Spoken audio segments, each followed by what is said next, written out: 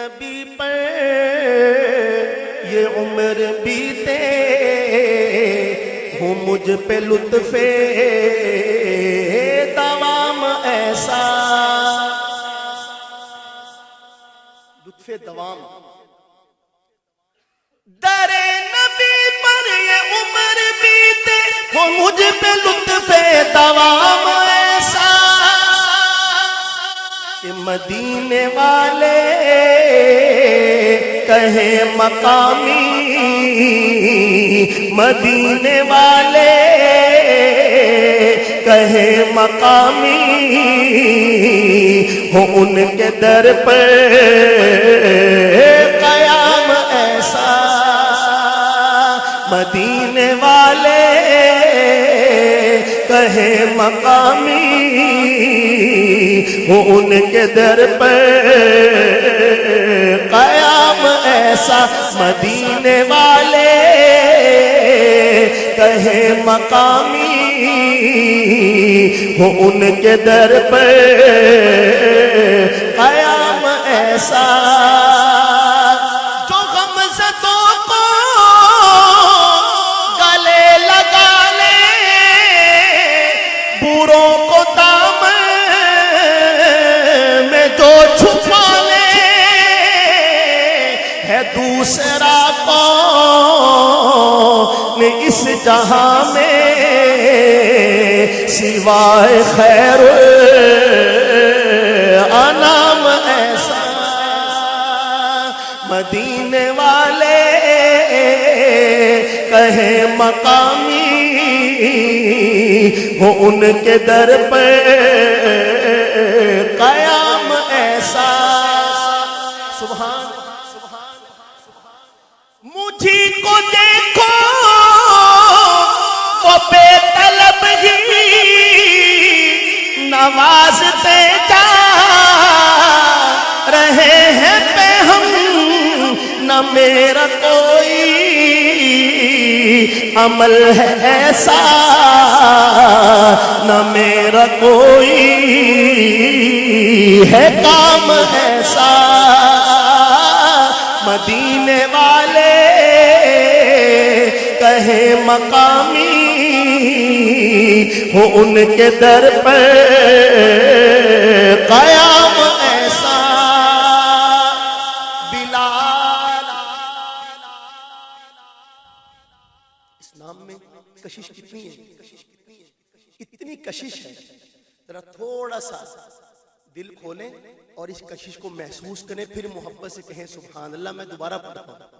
اور بتائیے گا کہ یہ سب بلال کے جاننے والے ماننے والے بیٹھے ہیں۔ بلال، کرنٹ پورا نہیں ہے ابھی، ذرا بلند آواز سے، بلال تجھ پر نثار جاؤں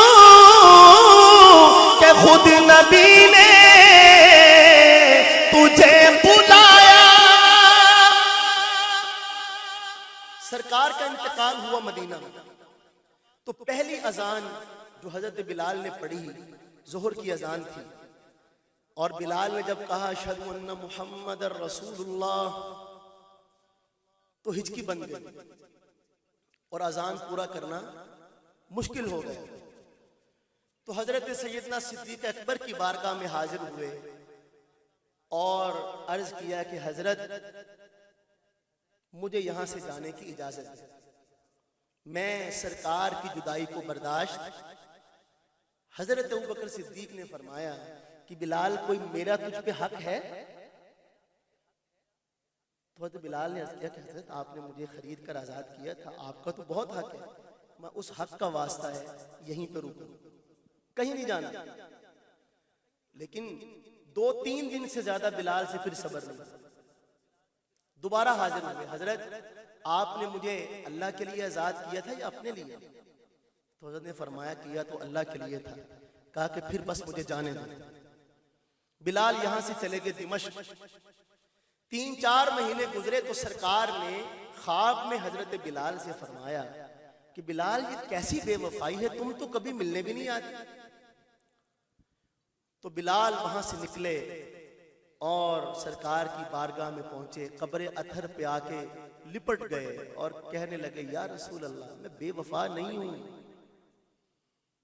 میں بے وفا نہیں ہوں، بار بار ایک جملہ، میں بے وفا نہیں ہوں، آپ کی جدائی برداشت نہیں۔ اقبال نے کہا ہے وہ آستان نہ چھٹا تجھ سے ایک دم کے لیے، کسی کے عشق میں تو نے مزے ستم کے لیے، جفا جو عشق میں ہوتی ہے وہ جفا ہی نہیں، ستم نہ ہو تو محبت کا کچھ مزہ ہی نہیں۔ لوگوں نے جب دیکھا کہ بلال تشریف لائے ہیں، لوگوں نے کہا کہ بلال ہمیں سرکار کے زمانے والی اذان تو سناؤ۔ بلال نے کہا تم لوگ جانتے ہو کہ میں اذان نہیں پڑھتا۔ لوگوں نے کہا کوئی سفارشی ڈھونڈو جن کی بات کو بلال ٹال نہ سکے۔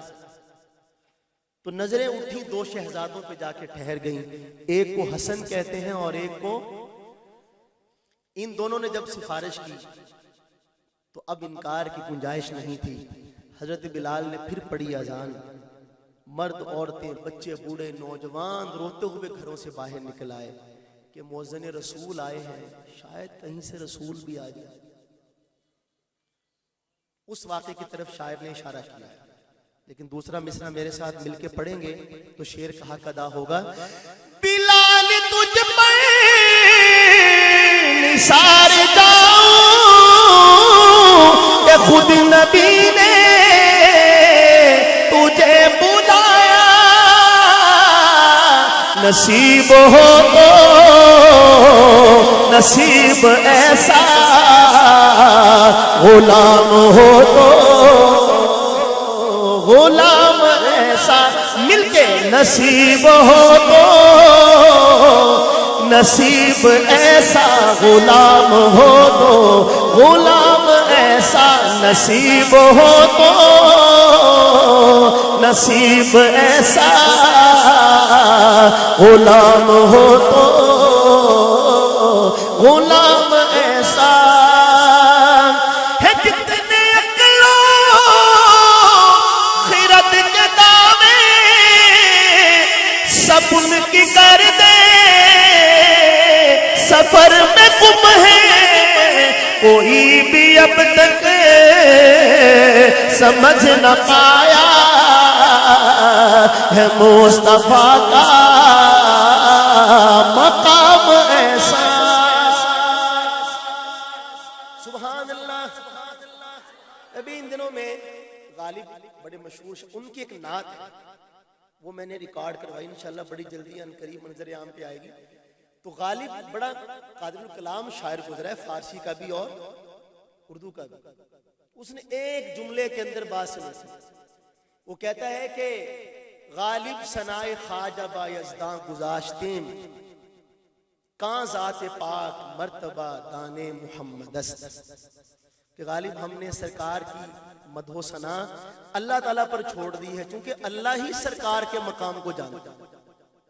تو جو جانتا ہے وہی بات کر سکتا ہے۔ تو یہ شاعر نے کہا کوئی بھی اب تک سمجھ نہ پایا ہے مصطفیٰ کا مقام ایسا۔ اب جو شعر ہے اتنا اچھا اور عمدہ شعر ہے کہ مجھے ثبوت چاہیے اس بات کا کہ آپ ذہین سامع ہیں۔ ذہین سامع کون ہوتا ہے کہ متکلم کی زبان سے بھی جملہ پورا ادا نہ ہو تو جملے فوراً پک کر لے اس کو اور اگلا جملہ خود بول۔ تو پنڈی والے تو ماشاءاللہ بڑے ذہین ہیں، امید ہے کہ آپ اسی طرح کا مظاہرہ کریں گے۔ سرکار کی شان کیا ہے، کہتا ہے شاعر، نماز اقصی میں جب پڑھائی تو انبیاء رسول یہ بولے، نماز ہو تو نماز ایسی، امام ہو تو امام ایسا، مل کے کہیے نماز ہو تو نماز ایسی، امام ہو تو امام ایسا۔ مدینے والے کہیں مقامی وہ ان کے در پر